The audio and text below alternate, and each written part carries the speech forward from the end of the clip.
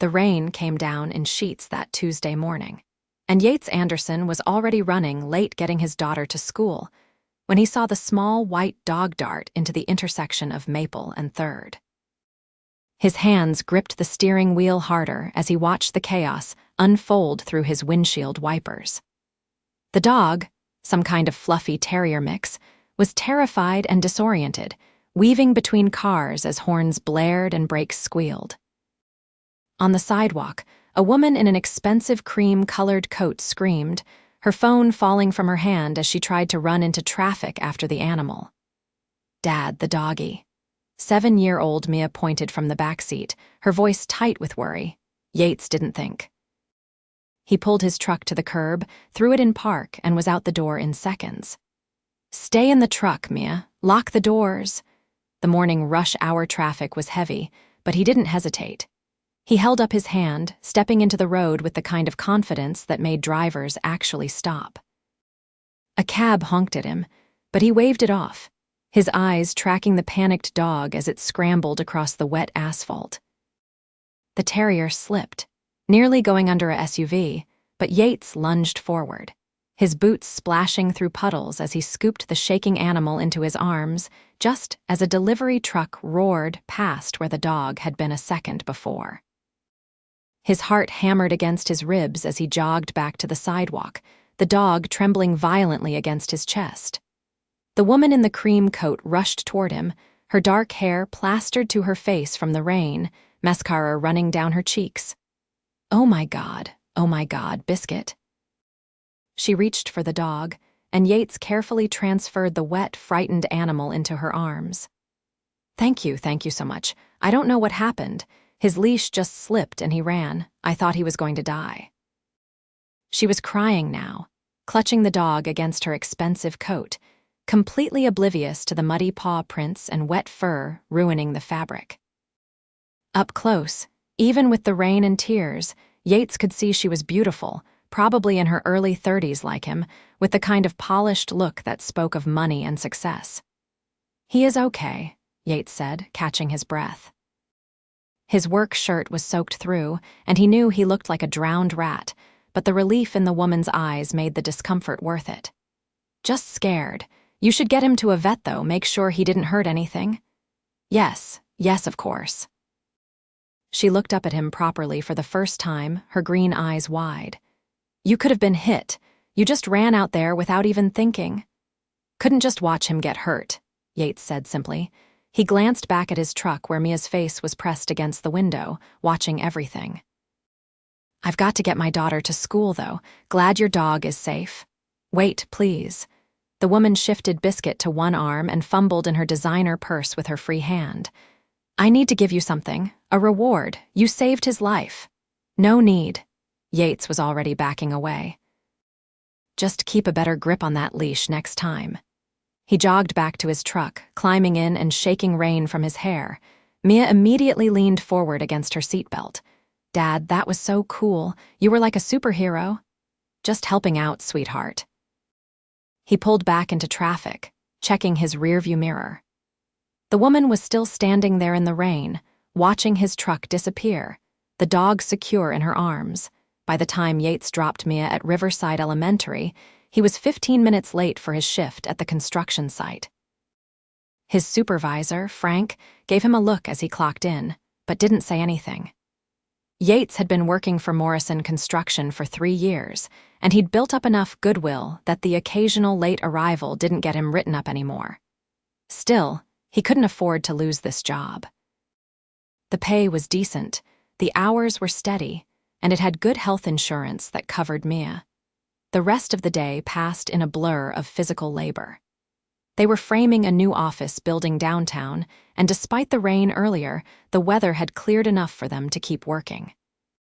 By the time his shift ended at 4, Yates's shoulders ached and his hands were sore, but he'd earned his pay. He picked up Mia from the after-school program, listening to her chatter about her day as they drove to their apartment on the south side.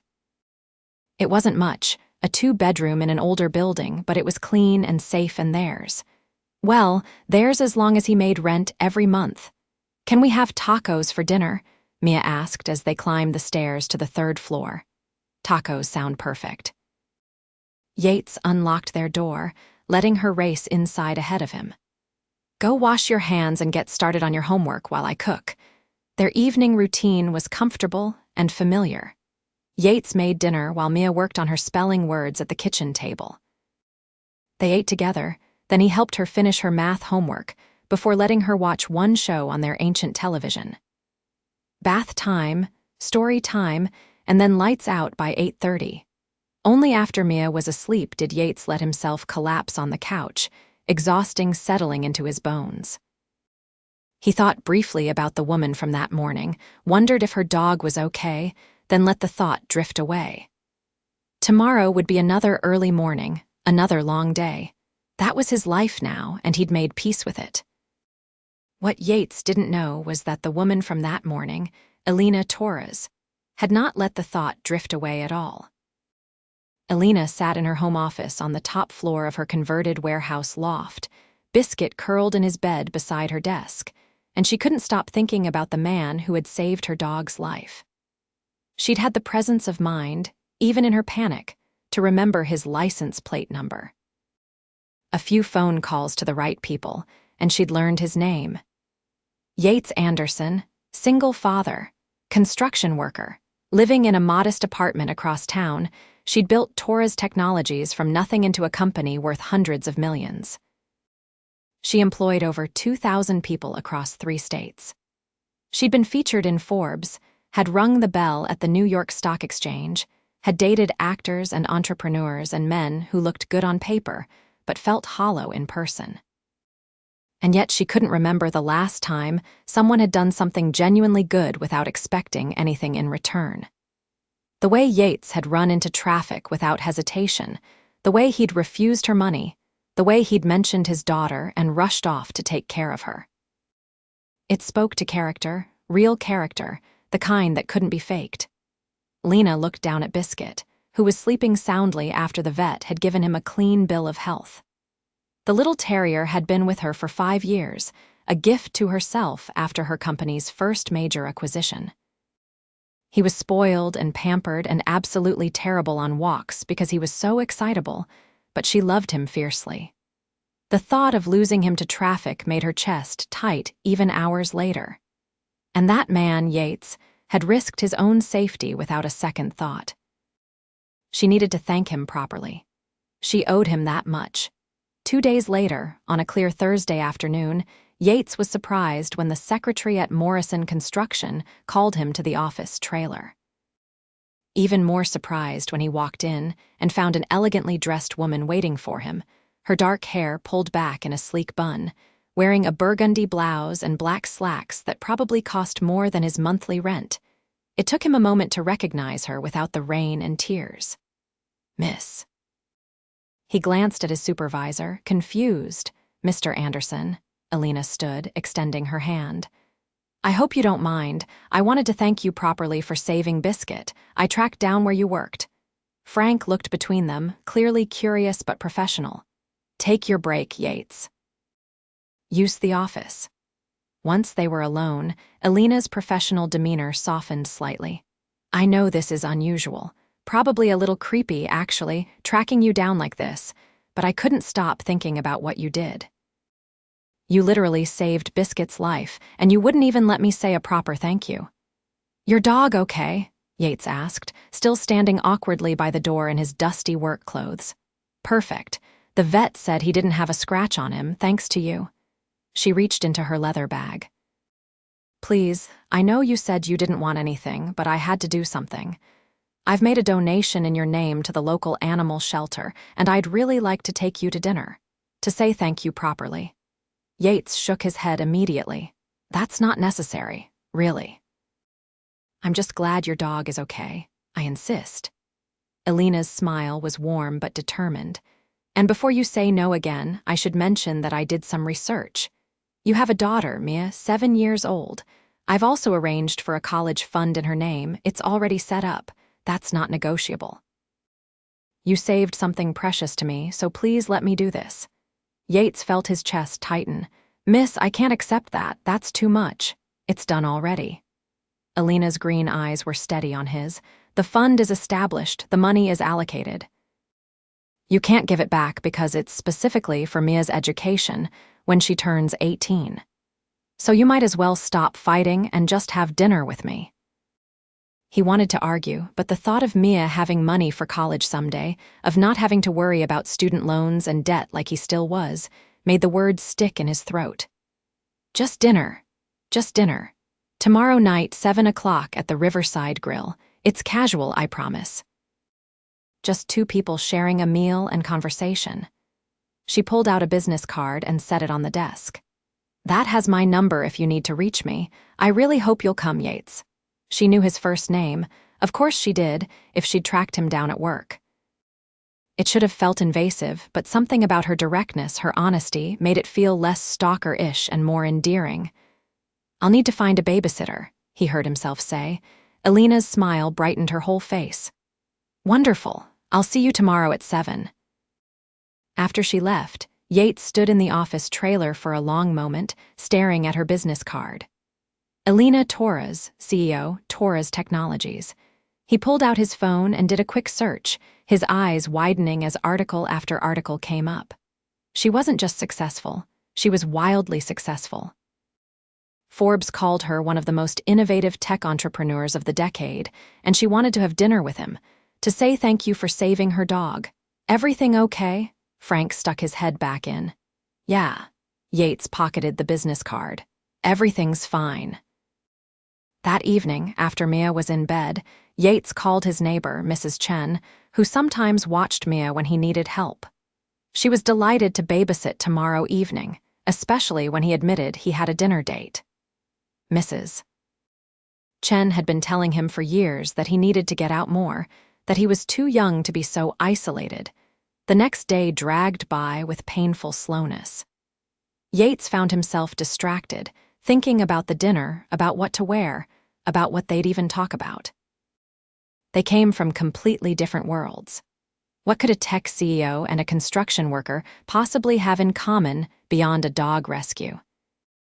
But when he got home and showered, when he put on his nicest jeans and a button-down shirt that Mia told him made him look handsome, when he drove to the Riverside Grill and saw Elena waiting outside in a simple green dress that matched her eyes, all his worries faded into background noise.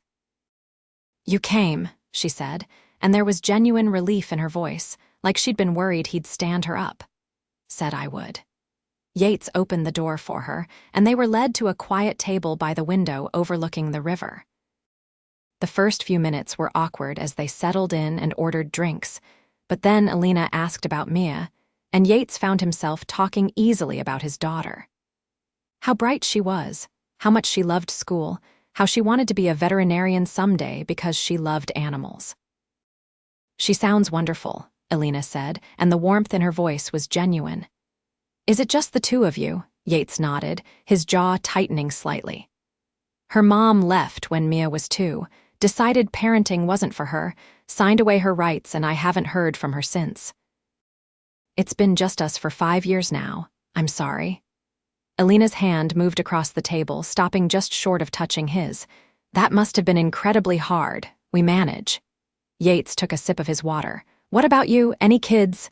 No, Elena smiled, but there was something wistful in it. Never found the right person. I've been so focused on building my company that relationships kind of fell by the wayside. I look up and I'm 32 years old, and the only male I live with is a 10-pound terrier. Yates laughed, and just like that, the ice broke completely. They talked through appetizers about her work, how she'd started Torres Technologies in her garage 7 years ago with an idea for streamlining supply chain logistics through AI. How she'd maxed out her credit cards and lived on ramen for a year before landing her first major client. So you know what struggling feels like, Yates said, surprised. Intimately. Elena leaned forward, her eyes bright. I grew up with nothing, Yates. My parents immigrated from Mexico when I was 3. My dad worked 3 jobs, my mom cleaned houses. I put myself through state school on scholarships and student loans. I didn't grow up with money, I made it, and I remember exactly what it was like before. Something shifted in Yates's chest. He'd assumed she was born into privilege, but hearing her story, seeing the determination in her eyes, he realized she'd fought for everything she had. Just like he was fighting for Mia, they talked through dinner, through dessert, through 2 cups of coffee each. They talked until the restaurant started cleaning up around them, and they realized they'd been there for over 3 hours. "I should let you get home to Mia," Elena said reluctantly as they stood outside on the sidewalk. The night air was cool and pleasant, the river reflecting city lights beside them. "Yeah," but Yates didn't move. "This was nice, really nice. Thank you for dinner." "Thank you for coming." Elena hesitated, then said, "I know this started as me thanking you for biscuit, but I really enjoyed tonight. Would you want to do this again sometime? Not as a thank you, just as 2 people who enjoy talking to each other." Yates felt a smile tug at his lips. "I'd like that, but next time I pay. I might not have a fancy tech company, but I can afford to buy a woman dinner." "Deal." Elena's answering smile was radiant. "I'll call you." She did call 2 days later. They went out again the following Friday, this time to a casual Italian place that Yates picked. The week after that, Elena suggested a Sunday afternoon at the park, and she finally got to meet Mia properly. Yates had been nervous about introducing them, but Mia took to Elena immediately, especially when Elena brought Biscuit along. The little terrier was on a secure harness and leash this time, and Mia was enchanted, playing fetch with him while Yates and Elena sat on a bench and talked. "She's so much like you," Elena observed, watching Mia laugh as Biscuit did a little spin. "The way she concentrates, that determined set to her jaw, it's all you." "She's the best thing in my life," Yates said simply. "Everything I do is for her. She's lucky to have you." Elena's hand found his on the bench, her fingers intertwining with his naturally, like they'd done it 1,000 times before. Yates looked down at their joined hands, his calloused and scarred from work, her smooth and manicured. They shouldn't fit, but they did. Perfectly. Over the next few months, they fell into a rhythm. Elena was busy running her company, and Yates had his work and Mia, but they carved out time for each other. Coffee dates before work, dinners when he could find a sitter, Sunday afternoons at the park. Elena started coming to Mia's school events, sitting next to Yates at the fall concert and the Halloween parade. She helped Mia with a science project about circuits, impressing the 2nd grader with her knowledge of technology. "I really like her, Dad," Mia said one night after Elena had joined them for dinner at their apartment. Elena had left an hour ago, and Yates was tucking his daughter into bed. "Yeah, what do you like about her?" Yates pulled the blanket up to Mia's chin. "She's nice, and she's smart. And she laughs at my jokes even when they're not that funny." Mia's expression turned serious. "And she makes you smile more. You didn't used to smile this much." Yates felt his throat tighten. "You know you're still the most important person in my life, right? No matter what happens with Elena, you come first, always." "I know, Dad." Mia reached up and patted his cheek. "But it's okay if she's important too. I think you love her." Out of the mouths of babes, Yates kissed his daughter's forehead. "Get some sleep, sweetheart." But as he closed her door and walked back to the living room, Mia's words echoed in his head. Did he love Elena?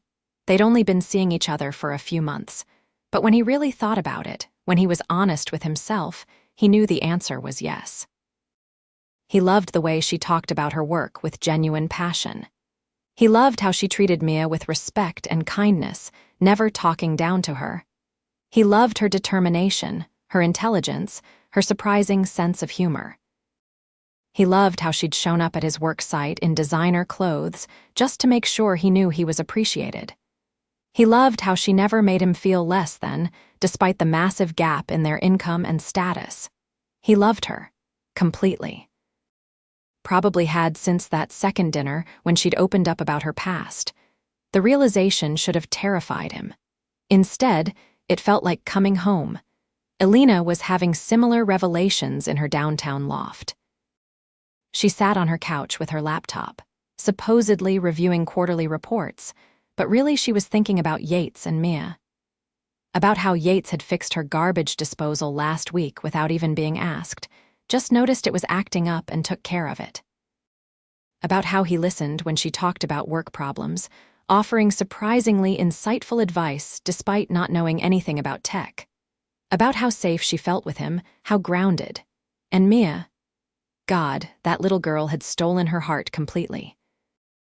Elena had never thought much about kids before, had always assumed she was too focused on her career to be maternal. But spending time with Mia, helping her with homework, listening to her excited rambles about school, watching her play with Biscuit, Elena felt something shift inside her. A longing she hadn't known existed. She wanted this, wanted them, wanted to be part of their little family unit. It was terrifying and exhilarating all at once. Her phone rang, pulling her from her thoughts. Yates's name flashed on the screen and she answered with a smile. "Hey, everything okay?" "Everything's fine. Mia just went to sleep." His voice was warm, intimate in a way that made her wish he was here instead of miles away across the city. "I was thinking about you. Good thoughts, I hope. The best." There was a pause then. "Elena, I need to tell you something." Her heart rate picked up. "Okay, I'm falling in love with you. Hell, I think I'm already there, and I know it's fast, and I know we're from different worlds, but I can't keep pretending this is just casual for me anymore. You're it. You're the person I want to talk to about my day. You're who I think about when I wake up. You're who I want beside me." He took a breath. "And if that's too much too soon, I understand, but I needed you to know." Elena felt tears prick her eyes. "Yates, you don't have to say anything, I just needed to tell you." "No, stop." She was smiling and crying at the same time. "I love you too. I've been trying to find the courage to say it for weeks. I love you so much it scares me sometimes." She heard his exhale of relief. Yeah. She wiped her eyes. "I want to be there. Can I come over?" "I know it's late, but I want to see you." "Mia's asleep." "I know. I just want to be with you, even if it's just sitting on your couch. I don't want to be apart right now." 20 minutes later, Elena was at his door. Yates pulled her inside, and then his hands were in her hair and his mouth was on hers, and they were kissing like teenagers, desperate and hungry and full of relief. They ended up on his couch, wrapped around each other, kissing and touching and murmuring words of love between gasping breaths.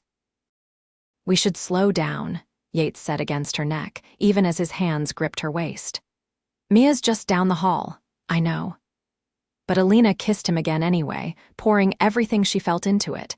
When they finally broke apart, both breathing hard, she rested her forehead against his. "I don't want to rush this, but I don't want to play games either. I love you. I love Mia. I want to be part of your lives for real. You already are." Yates cupped her face in his hands. "But my life is complicated. I work long hours for decent but not great pay. I live in a small apartment. I have a 7-year-old daughter who will always be my first priority. I can't give you fancy things or take you on expensive vacations." "I don't care about any of that." Elena's voice was fierce. "I have money. I don't need you to provide those things. What I need is someone who sees me, really sees me, not just the CEO or the success story. Someone genuine and good and solid. That's you, Yates. You're what I need. The money thing doesn't weird you out. I mean, you're worth millions. I'm living paycheck to paycheck. My money is just money. It doesn't define me or us. We're partners, equals, regardless of our bank accounts." She kissed him softly. "Unless you can't handle dating someone more successful financially, some men struggle with that." "I'm not some man," Yates said, a smile tugging at his lips. "I'm secure enough to recognize that you built something amazing, and I'm proud of you for it. My ego doesn't need you to make less so I can feel like more. God, I love you." Elena kissed him again, slower this time, deeper. They stayed on that couch for hours, talking and kissing and planning a future that was starting to feel real and possible. The holidays came, and Elena spent Thanksgiving with Yates and Mia, helping cook turkey in his tiny kitchen and laughing when the smoke alarm went off. She joined them for Christmas morning, watching Mia open presents and feeling her heart swell when the little girl gave her a handmade ornament that said, "Elena's first Christmas with us." "I helped Dad pick the glitter," Mia whispered seriously. Gold is your favorite color, right? It is now, Elena said, hugging her tight. That evening, after Mia went to bed, Elena gave Yates his present, a key to her loft. I know you can't move in right away. Mia's school is across town and you have your lease, but I want you to have this. I want you to know you always have a place with me. Yates turned the key over in his hand, his throat tight with emotion. I got you something too. He pulled out a small box and Elena's breath caught, but when she opened it, it wasn't a ring. It was a delicate silver bracelet with 3 charms, a small terrier for Biscuit, a heart with an M engraved on it for Mia, and a house symbolizing home. It's perfect, Elena breathed, letting him fasten it around her wrist. Yates, it's absolutely perfect. I wanted to get you a ring, he admitted, pulling her close. But it's too soon, and I wanted to make sure Mia was completely comfortable with everything first. But this is a promise. You're part of us now, our family. Our family, Elena repeated, and the words felt like coming home. Winter turned to spring. Elena started spending more time at Yates's apartment, bringing her laptop and working from his couch, while Mia did homework at the kitchen table. Yates started keeping a change of clothes at Elena's loft for the nights he could stay over when Mrs. Chen watched Mia. They navigated the challenges of blending their lives with patience and communication, always putting Mia's needs first. In March, Yates's lease came up for renewal. The landlord wanted to raise the rent by $200 a month, money that Yates didn't really have. He was stressing about it at dinner one night at Elena's place when she said, "Move in with me." Yates looked up from his plate. What? Move in? You and Mia? There's plenty of room here. She could have her own bedroom, bigger than what she has now. You wouldn't have to worry about rent increases. We're practically living together already anyway, just split between 2 places. Elena set down her fork, meeting his eyes. I love you, I love Mia, I want you both here permanently. Elena, that's a huge step. I know, but it feels right. She reached across the table for his hand. Unless you're not ready, I don't want to push. Yates thought about his tiny apartment with the leaky faucet and the neighbors who fought loudly at 2 in the morning. He thought about this beautiful loft with its space and light and security. He thought about waking up next to Elena every morning instead of every few nights. Let me talk to Mia, he said finally. This affects her too. If she's comfortable with it, then yes, I want that. Mia, as it turned out, was thrilled. Does this mean Biscuit will be my dog too? She asked excitedly. Biscuit would love that, Elena assured her.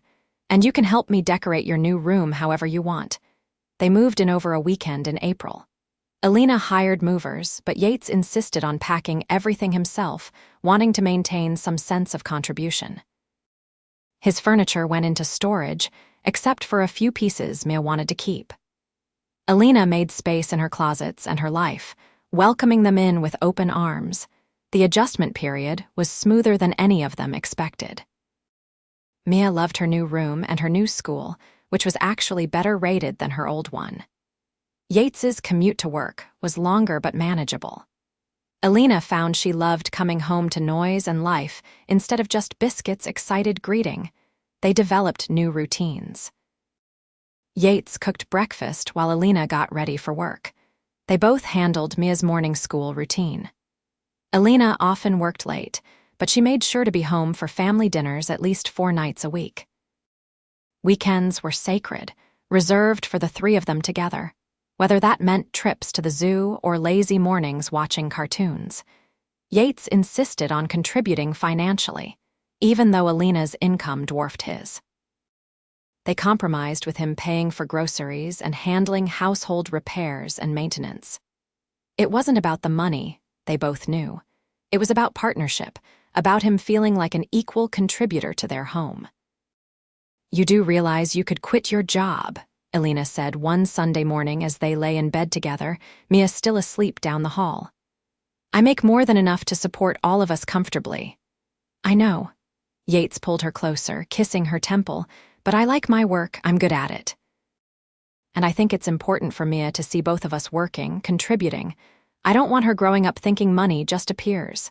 Even though, for her, it kind of does now, Elena teased gently, especially because of that. Yates's voice was serious. She needs to understand the value of hard work, of earning your way. You know that better than anyone. Elena nodded against his chest. You're a good father. I'm trying. He tilted her chin up, kissing her softly. And you're amazing with her. You know that, right? You're not just my partner, you're becoming her parent too. The way you help her with homework, take her shopping for clothes, braid her hair even though you never had to do it before. You're incredible. She makes it easy. Elena's voice was thick with emotion. I never thought I wanted kids, but Mia, she's just special. I love her like she's mine. She is yours, maybe not biologically, but in every way that matters.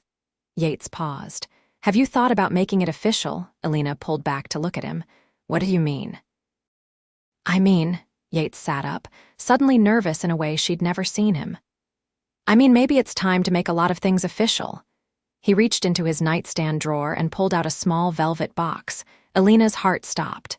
Elena Torres, you saved me before I even knew I needed saving. You brought light into my life, into Mia's life. You've been patient and kind and loving, and you've never once made me feel like less. You see me, the real me, and you love me anyway. You've become Mia's mother in every way but paper. So I'm asking, will you marry me? Will you officially become part of our family, legally and forever? Elena was crying openly now, nodding before he even finished. Yes, yes, of course yes. The ring was simple, elegant, a single diamond on a platinum band, nothing overly flashy but absolutely perfect. Yates slid it onto her finger with shaking hands, and then they were kissing and crying and laughing all at once. Can we tell Mia? Elena asked breathlessly. Let's wake her up. Yates grinned, looking younger and happier than she'd ever seen him. They padded down the hall together to Mia's room. She was still asleep, Biscuit curled at the foot of her bed. Yates sat on the edge of her mattress, gently shaking her shoulder. Mia, sweetheart, wake up. Dad, Mia blinked sleepily. Is it time for school? No, baby, it's Sunday, but Elena and I have something to tell you. He glanced at Elena, who sat on the other side of the bed, her left hand carefully hidden. What? Mia sat up, rubbing her eyes. You know how much we all love each other, right? Yates started. How we're a family now. Yeah. Mia looked between them, suddenly more alert. Well, I asked Elena to marry me this morning, and she said yes, which means she's going to be my wife and officially your stepmom. How do you feel about that? Mia's face split into a huge smile. Really? Elena's going to be my mom. If that's okay with you, Elena said softly, showing her the ring. Mia launched herself at Elena, wrapping her arms around her neck. It's super okay. I've been wishing for this. Elena held her tight, tears streaming down her face. I love you so much, Mia. I'm so lucky I get to be your mom. Can I call you Mom instead of Elena? Mia asked, pulling back to look at her seriously. Elena's breath caught. She glanced at Yates, who nodded encouragingly. I would be honored if you called me Mom. Cool. Mia hugged her again, then reached out and pulled Yates in too, creating a three-person hug that felt like the most perfect moment of Elena's life. They got married 3 months later in July. Nothing huge or fancy, despite Elena's resources. Just close friends and family in a beautiful garden ceremony. Mia was the flower girl, wearing a pale yellow dress she'd picked out herself. She took her job very seriously, carefully scattering rose petals down the aisle before Elena walked through. Yates stood at the altar in a new suit, his heart in his throat as he watched Elena approach in a simple white dress that made her look like something out of a dream. She was crying before she even reached him, happy tears that matched his own. You look beautiful, he whispered as she took his hands. You clean up pretty nice yourself, she whispered back, making him laugh. The ceremony was short and sweet. They'd written their own vows. Yates went first, his voice rough with emotion. Elena, 6 months ago you were a stranger. Now you're everything. You're my partner, my best friend, the love of my life. You've taken on Mia and me with such grace and love. You make me want to be better, do better, every single day. I promise to love you, support you, stand beside you through whatever comes. I promise to be your safe place, your home, your forever. Elena was sobbing openly now. She took a shaky breath before starting her vows. Yates, you ran into traffic to save my dog, and somehow you ended up saving me too. You showed me what real love looks like. It's patient and kind and selfless. It's putting your daughter to bed every night and working hard every day and never asking for credit. You've let me into your family, trusted me with the most precious thing in your world. I promise to love Mia like my own, to be the mother she deserves. I promise to love you through good days and hard days. I promise to be your partner in everything, to build this life together, to be your home just as you've become mine. There wasn't a dry eye in the garden. When the officiant pronounced them husband and wife, Yates pulled Elena in for a kiss that was both tender and passionate, a promise of forever sealed with joy. Mia cheered loudly, and then they were walking back down the aisle as a family, Mia between them, each holding one of her hands. The reception was held at a beautiful venue downtown, nothing too ostentatious but lovely nonetheless. Elena's business associates mixed with Yates's construction crew buddies, and somehow it worked. Good food, good music, good people celebrating love. During their first dance, Yates pulled Elena close and whispered, "Thank you." "For what?" She looked up at him, radiant in the soft lighting. "For seeing me, for loving us, for taking a chance on a broke construction worker who rescued your dog. You were never just a construction worker." Elena's hand tightened on his shoulder.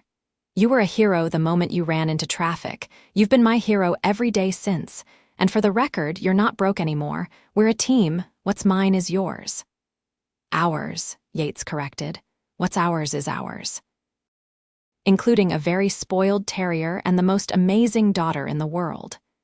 "Ours," Elena agreed, resting her head on his chest as they swayed. "I like the sound of that." Later, Mia insisted on a dance with both of them, so they took turns spinning her around the dance floor until she was dizzy with laughter. When Elena's turn came, Mia looked up at her with serious eyes. "I'm really happy you married Dad, and that you're my mom now." "Me too, sweetheart." Elena knelt down to Mia's level right there on the dance floor. "Being your mom is the greatest honor of my life." "Good, because I love you." Mia threw her arms around Elena's neck, and Elena held her tight, overwhelmed by the perfect simplicity of it all. The honeymoon was a week in Hawaii, just the two of them while Mia stayed with Mrs. Chen. It was blissful and romantic and exactly what they needed. But by day 6, they were both missing Mia terribly and talking about her constantly. Is this what being a parent is? Elena asked as they walked along the beach at sunset. Never being able to completely relax because part of you is always thinking about your kid. Pretty much. Yates pulled her close, kissing her hair. But it gets better when they're with you. Want to cut the trip short and go home? God, yes. Elena laughed. Is it terrible that I'd rather be at home watching cartoons with Mia than on a beautiful beach? Not terrible at all. Yates smiled. It means you're really her mom now. They flew home 2 days early, surprising Mia by picking her up from Mrs. Chen's. The 8-year-old's squeal of delight and running hug made missing 2 days in paradise completely worth it. Life settled into a beautiful new normal. Elena still ran her company, but she made a conscious effort to maintain work-life balance. She hired a chief operating officer to handle day-to-day operations so she could focus on strategy and vision while having time for family. Yates continued his construction work, taking pride in his labor and the structures he helped build. Mia thrived in school and at home, blossoming under the attention of 2 parents who adored her. A year into their marriage, Elena came home one evening looking thoughtful. She waited until after dinner, after Mia was in bed, before broaching the subject that had been on her mind. "I want to have a baby," she said as they cuddled on the couch. "With you, I want to give Mia a sibling. What do you think?" Yates was quiet for a moment, processing. Then he smiled, slow and warm. "I think that sounds perfect. You're sure?" "I'm sure." Elena turned in his arms to face him. "I never wanted kids before because I was focused on my career. But now I have the career and the most amazing family. I want to expand it. I want to carry your child, watch you be a dad to a baby, give Mia a little brother or sister." Then let's do it. Yates kissed her deeply. Let's have a baby. It took 4 months of trying before Elena got a positive pregnancy test. She told Yates first, early one morning before Mia woke up, watching his face transform with joy. They told Mia together that weekend, sitting her down for a family meeting. "You're getting a baby brother or sister," Elena said, taking Mia's hands. "In about 7 months, how do you feel about that?" Mia's eyes went wide. "Really? You have a baby in your tummy right now? Really?" Elena placed Mia's hand on her still flat stomach. "It's very tiny right now, but it's growing." "This is so cool," Mia looked at Yates. "I'm going to be a big sister, the best big sister," Yates confirmed, pulling both his girls close. The pregnancy was relatively smooth. Elena had some morning sickness in the first trimester, and Yates was diligent about making sure she ate and rested. Mia was fascinated by every stage, reading books about fetal development and talking to Elena's growing belly. "Do you want a boy or a girl?" she asked Elena one day while they were reading together on the couch. "I don't care as long as the baby's healthy." Elena rubbed her 6-month bump. "What about you? A sister would be fun. We could share clothes and stuff, but a brother would be cool too. I could teach him things." Mia thought about it seriously. "I guess I don't care either." They found out at the 20-week ultrasound that they were having a boy. Yates got teary during the appointment, watching his son move around on the screen. Elena held his hand, understanding the emotion. This was his first time experiencing pregnancy from the beginning, being present for every milestone. "He's perfect," Yates whispered. "He is," Elena agreed, squeezing his hand. They set up a nursery in what had been Elena's home office, painting it a soft blue and filling it with carefully chosen furniture. Mia helped pick out decorations and stuffed animals. The construction guys from Yates's threw him a surprise baby shower, complete with embarrassing games and terrible jokes. Elena's employees did the same for her, showing up with thoughtful gifts and genuine excitement. Elena worked up until a week before her due date, finally taking leave when Yates put his foot down about her overdoing it. She was grateful for the rest, using the time to prepare mentally and physically for labor. Baby James Anderson arrived on a snowy December morning after 12 hours of labor.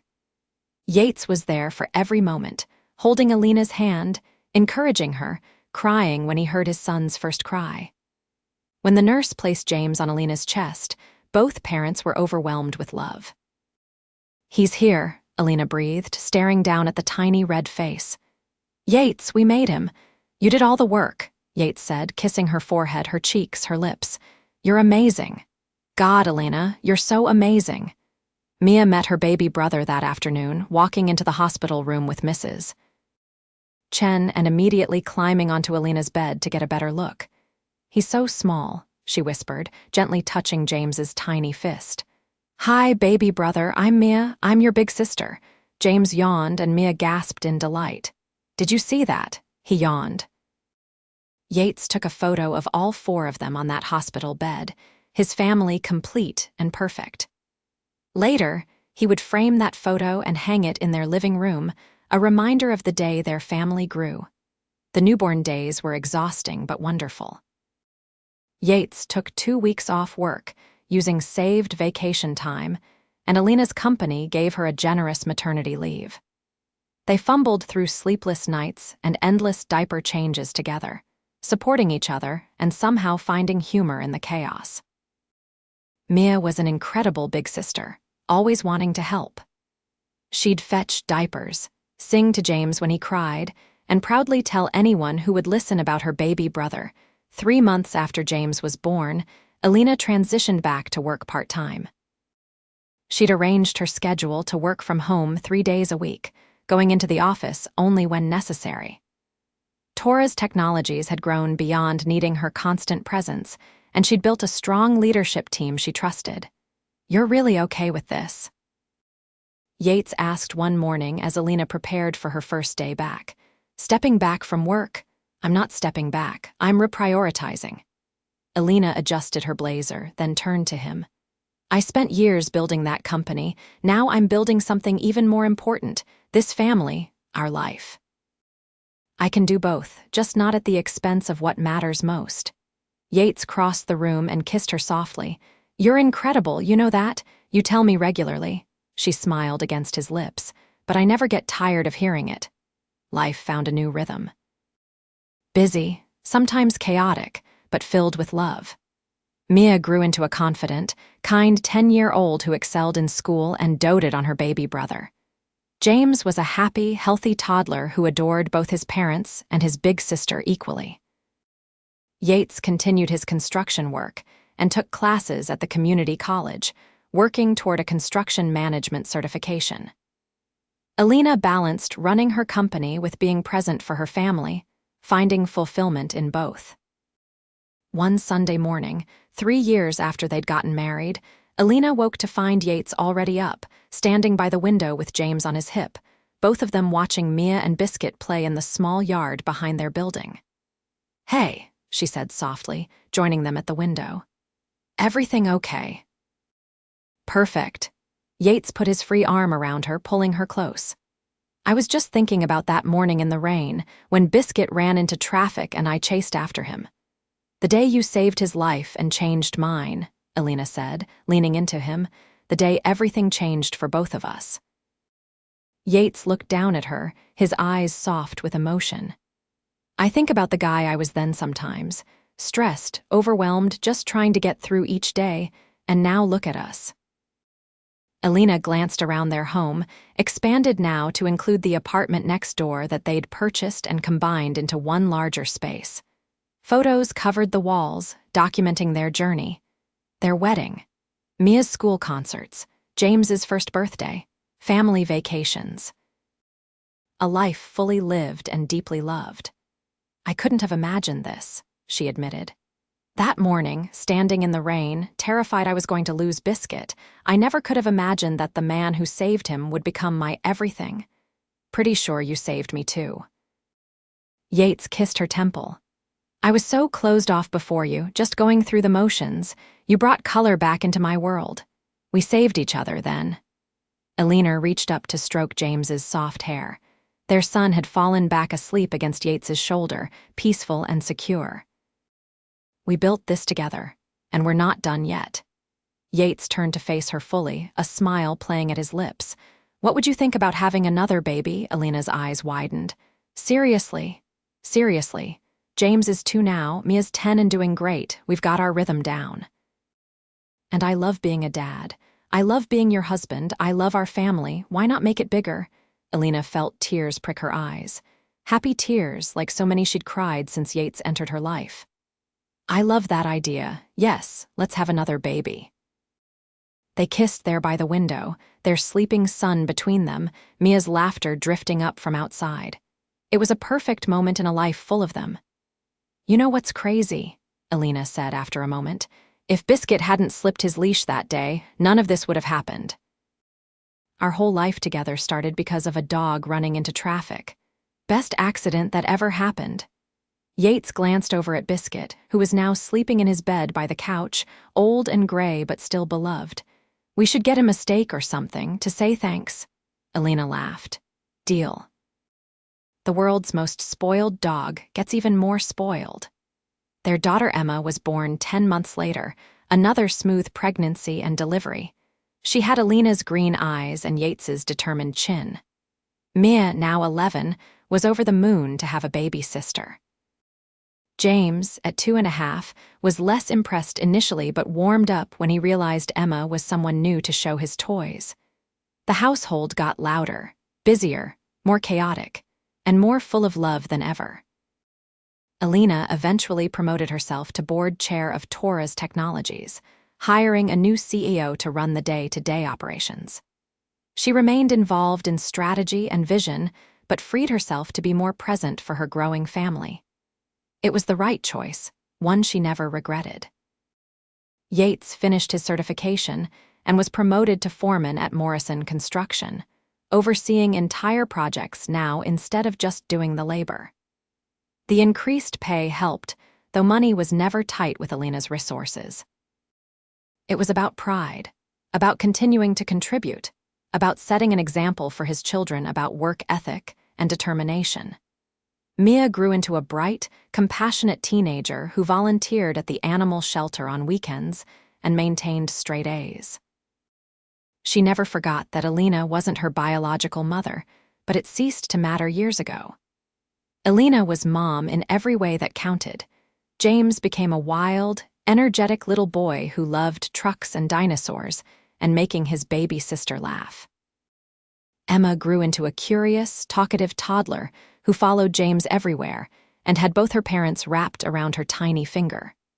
5 years after their wedding, on their anniversary, Yates and Elena sat on their couch after putting all 3 kids to bed.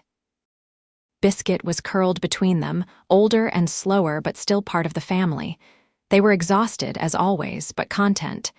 "Do you ever miss your old life?" Yates asked, playing with Elena's wedding ring. "Before all this chaos?" "Never." Elena's answer was immediate and certain. "That life was successful but empty. This life, our life, it's messy and loud and there's always someone needing something, but it's full, so full my heart can barely contain it sometimes." "Yeah," Yates pulled her closer. "I know what you mean. Before you, I was surviving, now I'm living." "We're living," Elena corrected. "Together. Together." Yates kissed her softly, always together. They sat in comfortable silence for a while, enjoying the rare quiet moment. Then Yates said, "You know what I'm grateful for?" "What?" "That I didn't hesitate that morning. That I saw a dog in trouble and I just ran out there without overthinking it. Because if I'd hesitated even a few seconds, maybe someone else would have helped. Maybe you wouldn't have tracked me down. Maybe we never would have met." "The universe wanted us together," Elena said. "If it wasn't the dog rescue, it would have been something else. We were meant to find each other." "You really believe that?" "I do." She turned to look at him, her eyes serious. "I think you're my soulmate, Yates Anderson. I think we were always going to find our way to each other somehow. The dog was just the catalyst. Then I'm grateful to the universe, and to Biscuit." Yates scratched the old dog's ears gently. "Good boy." Biscuit's tail thumped once against the couch cushion, as if he understood his role in bringing them together. The years continued to pass, each one bringing new challenges and joys. Mia graduated high school with honors and got into veterinary school, pursuing the dream she'd had since childhood. Elena and Yates cried at her graduation, proud beyond words. James grew into a sensitive, artistic middle schooler who surprised everyone by discovering a love for painting. Emma became a precocious elementary schooler with her mother's head for numbers and her father's physical fearlessness. Yates and Elena weathered it all together. The sleepless nights with sick kids, the stress of teenage drama, the juggling of school schedules and work demands, the beautiful mundane moments that made up a life, they never took each other for granted. They made time for date nights, for conversations, for laughter. They supported each other's dreams and held each other through difficulties. They built a partnership based on respect, communication, and deep, abiding love. On their 10th anniversary, Yates took Elena back to the Riverside Grill, where they'd had their first dinner together. 10 years, Elena said, looking at him across the table. He was older now, some gray in his hair, lines around his eyes. But to her, he was as handsome as the day he'd run into traffic to save her dog. Has it felt like 10 years? Sometimes feels like longer, sometimes feels like yesterday. Yates reached across to take her hand. But every year has been worth it. Every day with you is worth it.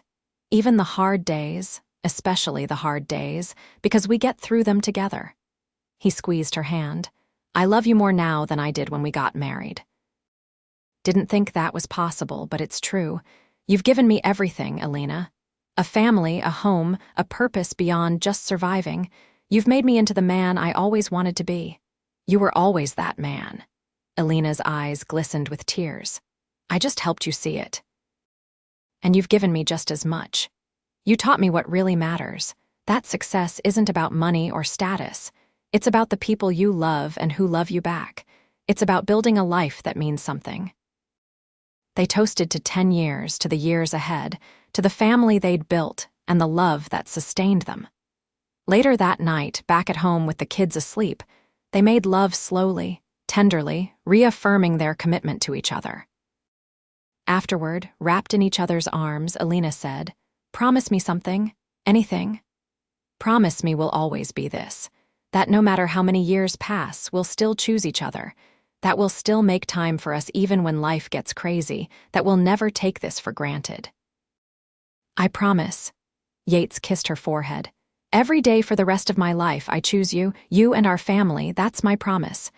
Elena closed her eyes, feeling safe and loved and home. "I love you, Yates. I love you too, Elena, always."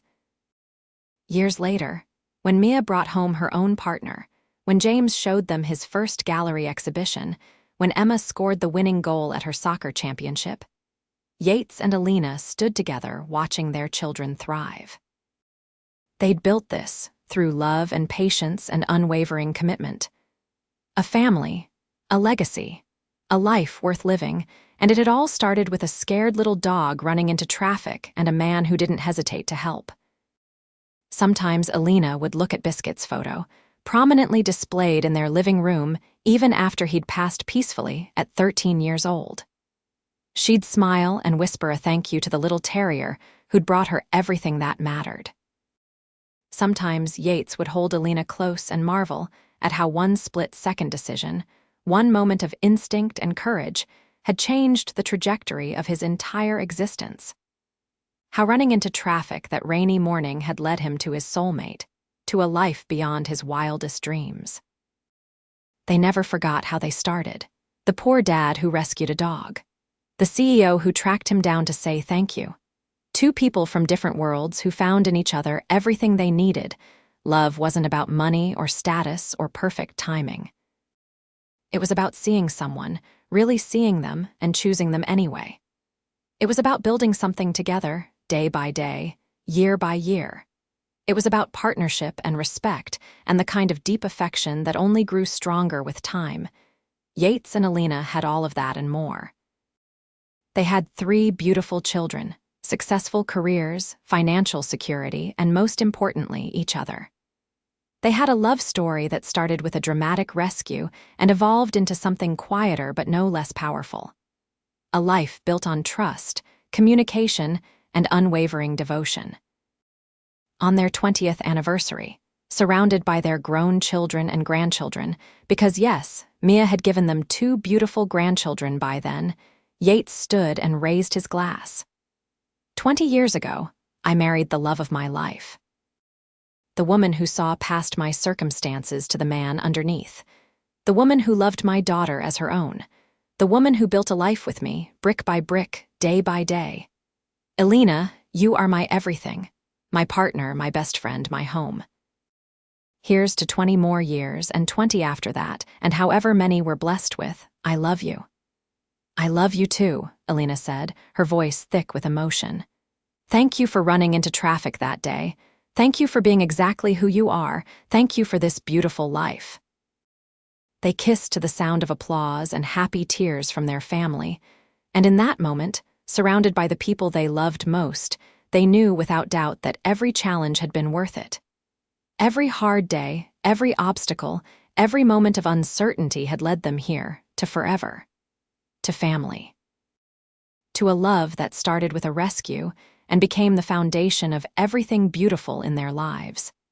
And they lived happily ever after, not because their life was perfect, but because they faced it together with open hearts and unwavering commitment.